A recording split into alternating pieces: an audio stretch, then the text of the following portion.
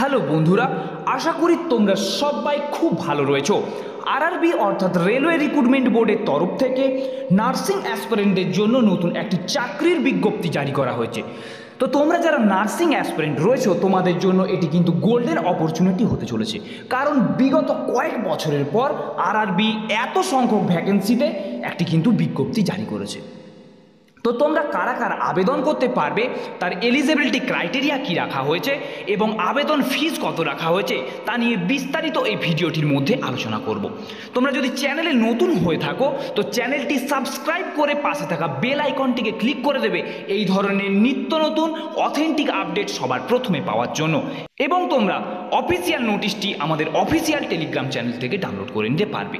চলো কথা বেশি না বাড়িয়ে ভিডিওটি শুরু করা যাক। তোমরা দেখতেই পাচ্ছ অন স্ক্রিন তোমাদের সামনে অফিসিয়াল নোটিফিকেশনটি ওপেন করলাম।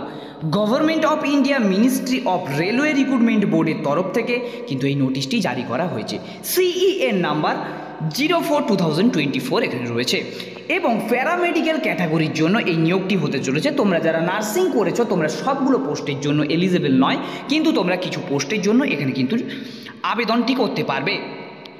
নেক্সট কি বলা রয়েছে, তোমাদের ওপেনিং ডেট 17/8/2024 থেকে তোমরা কিন্তু ফর্ম ফিল আপ করতে পারবে এবং 16/9/2024 তোমাদের এখানে লাস্ট ডেট রাখা হয়েছে। তো তোমাদের টোটাল পোস্ট প্রায় 20টি রয়েছে।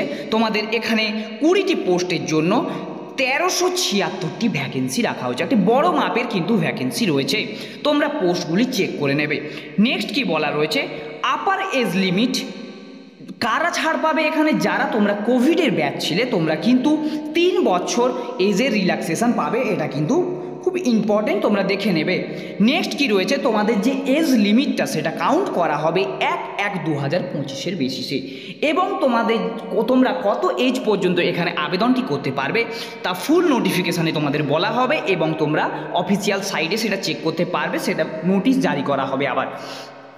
নেক্সট কি বলা রয়েছে, তোমাদের এখানে জেনারেল ফিটনেস টেস্ট, তোমাদের আইস টেস্ট কিন্তু এখানে করা হবে। তোমাদের যেসব পোস্ট রয়েছে তাদের জন্য B1, C1 এবং C2 তিনটে টাইপের মেডিকেল স্ট্যান্ডার্ড তোমাদের কিন্তু টেস্ট করা হবে।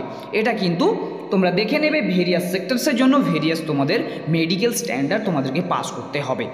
তো তোমাদের অনলাইন ফিস কত রয়েছে, তোমাদের কত করে ফিস পে করতে হবে, তোমরা যারা ST, SC এবং এক্স সার্ভিসম্যান বা PWBD ফিমেল ক্যান্ডিডেট রয়েছে তোমাদের জন্য 250 টাকা করে কিন্তু পে করতে হবে এবং তোমরা যাদের জন্য মেল ক্যান্ডিডেট রয়েছে বা তোমরা জেনারেল যারা রয়েছে বা OBC যারা রয়েছে তোমাদেরকে কিন্তু এখানে 500 টাকা করে পে করতে হবে।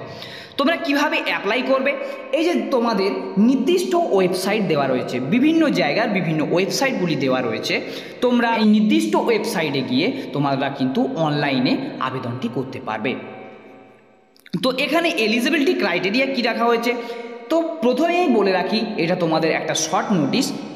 তোমাদের 14 তারিখ কিংবা 16 তারিখ তোমাদের ফুল নোটিফিকেশান আউট হবে, সেখানে কিন্তু এলিজিবিলিটি ক্রাইটেরিয়া এবং সিলেকশন প্রসেস এর কিন্তু বিস্তারিত আলোচনা করা থাকবে। তার জন্য তোমাদেরকে বলবো চ্যানেলটি সাবস্ক্রাইব করে রেখো, যখনই ফুল নোটিফিকেশানটি আউট হবে আমরা কিন্তু ভিডিও বানিয়ে তোমাদের এলিজিবিলিটি ক্রাইটেরিয়া এবং বৃত্তান্ত সম্বন্ধে আলোচনা করে দেবো। তো আজকের মতন এত দূরই, দেখা হচ্ছে নেক্সট কোনো ভিডিওতে।